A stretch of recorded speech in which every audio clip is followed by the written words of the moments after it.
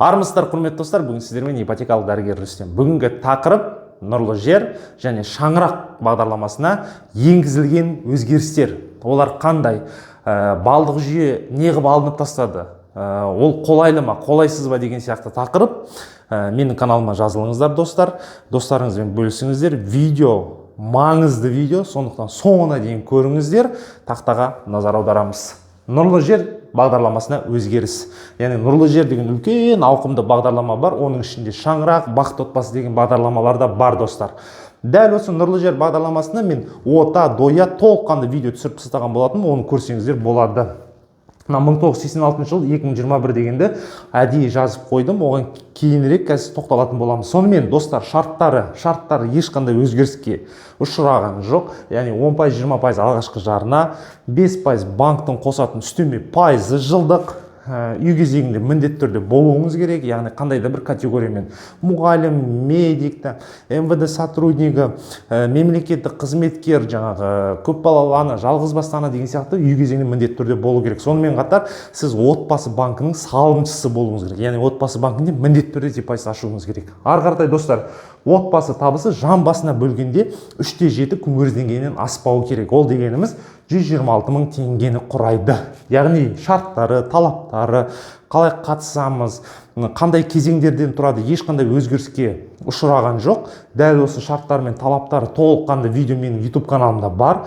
Нұрлы жер бағдарламасы, ота, доя, арзан пәтерлер кімге арналған деген сияқты видео. Соны толыққанды 19 минут тұрады, көріп шықсаңыздар болады. Бүгінгі тақырып балдық жүйе. Яғни бұға дейін нұрлы жер бағдарламасында конкурс болатын болған. Конкурстан кім өтеді, яғни пулға қатысқан, пулдан кім өтеді, кімнің балы жоғары, яғни бал дегеніміз вознаграждение, сол кісілер өткен болатын. Негізгі тізім және резервтік тізім деген құрылған болатын. Негізгі тізімде кімнің балы көп, солар өткен болатын. Мысалы, там Мырқымбай, Асия, Бәтима, Қатира деген сияқтылар өтіп, резервтік тізімдерде жаңағыда Күлпәш, Әсем, Гүлнұр деген сияқты азаматтар мысалы ретінде айтып жатырмын, резервтік тізімге түскен болатын. Яғни балдық жүйе арқылы тізім құрылған болатын. Енді, достар, назар аударыңыздар, июль айынан бастап нұрлы жер шаңырақ бағдарламасы бойынша балдық жүйе болмайды. Яғни осыға дейін еңбектеніп ақша жинап жүрген азаматтар, өкінішке орай, еңбектеріңіз зая кетті. Енді балдық жүйе болмайды. Енді қалай болады? Кезек бойынша берілетін болады. Яғни сіз қай жылы, қай кезеңде үй кезегіне тұрдыңыз, сол жаңа талап бойынша өтетін боласыз. Яғни ол қалай? Мысалы, қараңыз. Нұрлы жер немесе шаңырақ бойынша бір бөлмелі пәтер конкурсқа түсті дейік, оның 5 штук бір бөлмелі пәтер дейік. Мысал ретінде алып жатырмын мен 5 штук.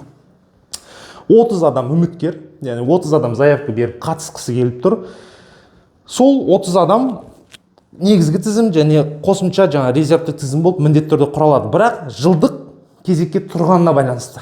Мысалы, бірінші очередте 2000 жыл тұрған азамат болса, 30 адамның ішінде ең ерте тұрған үй кезегіне 2000 жыл тұрған болса, сол кіреді, жаңа айы, жылы, күніне байланысты.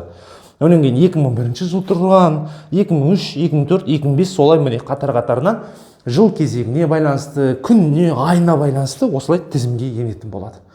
Ары қаратай жаңағы резервтік тізімдерде солай. Мысалы, мына жақтан 2005-тен бітсе, мына жақ 2006, 2007, 2008, 2009, 2010 деп 5 адам резервтік тізімге кіреді. Көрдіңіздер да, талаптар ешқандай өзгерген жоқ, тек қана осы жылдық мерзімге байланысты. Мынандай сұрақ туындауы мүмкін. Рүстем, ал егер жылы, мысалы 2000 жыл тұрды, қаңтар айы, қаңтардың бірінде бәрі сәйкес келіп тұрса қалай болады деген. Ол кезде, достар, депозит кім бірінші ашты және кім бірінші мына жерде заявка беріп үлгерді, сол азамат үміткер. Яғни бірінші тұруға. Көрдіңіздер да, достар.